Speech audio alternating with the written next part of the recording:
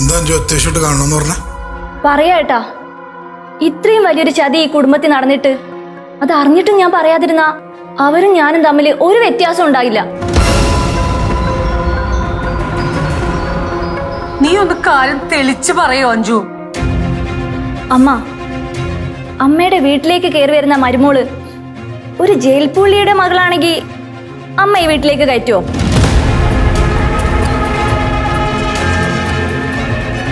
Jail പുള്ളിയോ? അങ്ങനത്തെ ഒരു ഗതികേട് ഈ യശോദ അമ്മയ്ക്കില്ല. നീ ആരുടെ കാര്യം പറഞ്ഞു വരുന്നത്? അമ്മയുടെ മൂത്ത മരുമോള് ആവണി.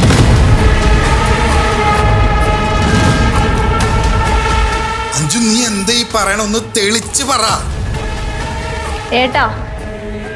അമ്മ, ഇവിടെ വരുന്ന രഘു ഇല്ലേ, അയാളൊരു ജയിൽ പുള്ളിയാണ്. അയാളാണ് ശരിക്കും അവണിയുടെ അച്ഛൻ.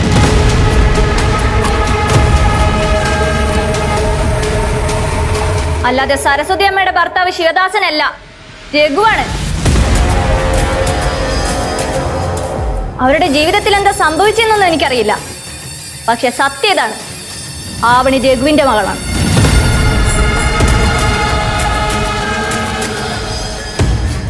നീ വെറുതെ ഓരോന്ന് വിളിച്ചു പറയല്ലേ അഞ്ജു? എന്നാ സത്യം എന്താണെന്ന് അമ്മ കാണ്.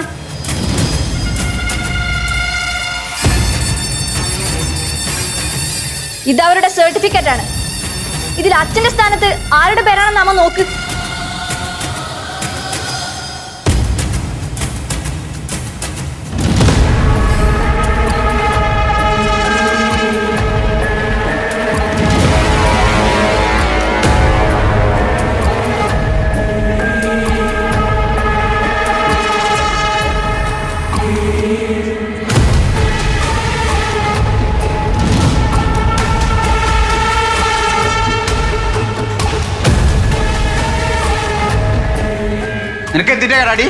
നിങ്ങൾ മിണ്ടാതിരുന്നോ? അല്ലെങ്കിൽ എല്ലാം അറിഞ്ഞിട്ട് നിങ്ങൾ അമ്മയോട് പറയാതിരുന്നാണെന്ന് ഞാൻ അമ്മയോട് പറയും. അപ്പൊ ആദ്യം വെളിയിലേക്ക് അടിച്ചു കളയുന്നത് നിങ്ങളെ ആയിരിക്കും. പ്രകാശേട്ടാ, അവരെ അടിച്ചു വെളിയിൽ കളയുന്നത് നമുക്ക് കാണണ്ടേ? വാ.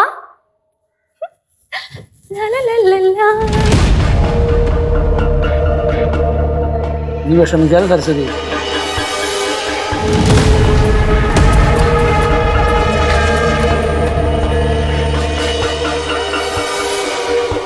നാണമില്ലേ രണ്ടാൾക്കും?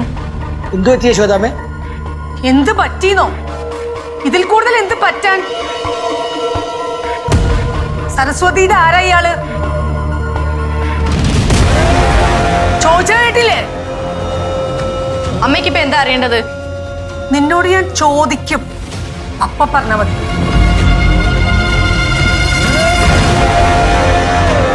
പറ സരസ്വതി, ആരാണ് ഇയാള്?